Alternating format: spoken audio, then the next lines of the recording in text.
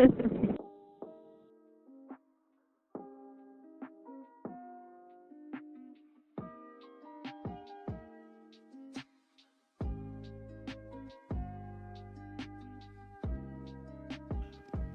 back, folks, to another week of Word of Mouth, talking mental health, relationship, career goals, etc., etc. Y'all know the deal. Like and subscribe to the channel. Let's get into it. The first post, it's kind of actually a continuous post. This is from Twitter. It says, just because I address it doesn't mean I'm trying to argue. I'm communicating.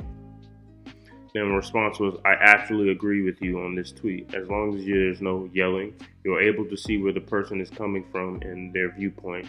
Own your role in the conversation. Confirm that you understand what each person is coming from and stay humble.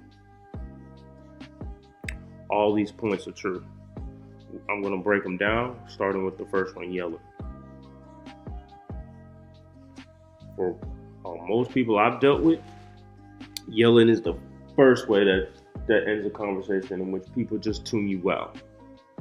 They don't deal with you. They don't want to deal with you. They ain't even trying to hear what you're saying after a certain point because it's like you're yelling. Like, it really don't take all that.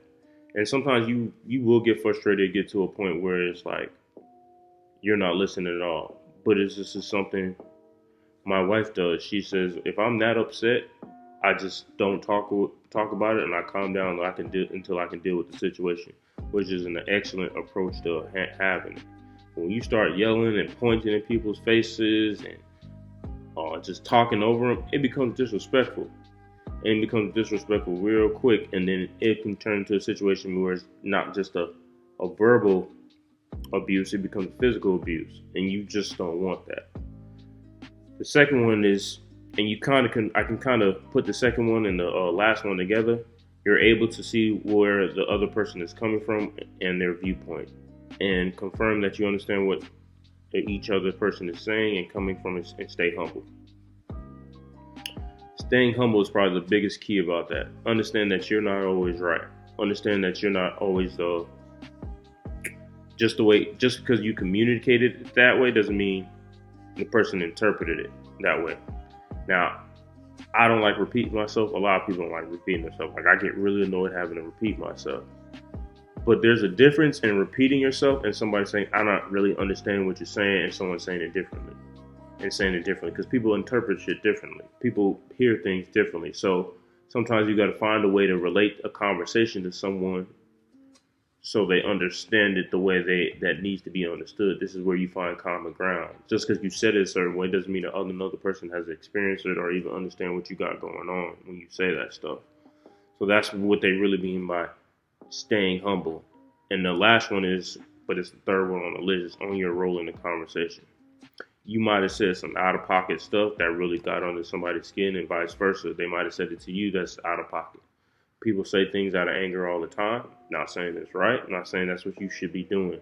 That's why I said, like, this is something my wife does. She says, if she's that mad and she feels like she's about to say something crazy or out of the way, what she does is she calms down. It may take a couple days, and then she addresses the issue then. She doesn't do that whole, I'm going to talk, you said something to me, and I'm going to say something crazy back to you, or I didn't like what you're doing.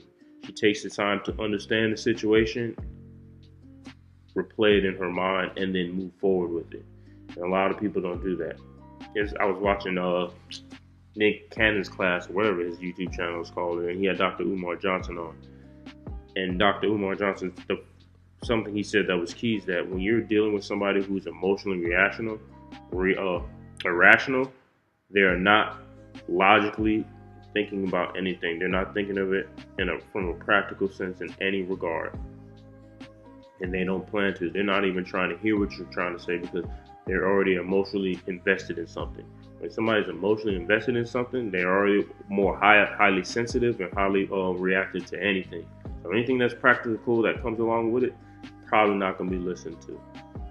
So that's all we got for this week. Like and subscribe to our channel. Make sure you comment if you got any questions or comments, concerns. Our email's in our bio. So, if there's anything you need advice on or want to hear comments about, just please just go ahead, feel free to email us. This is Word of Mouth. Peace.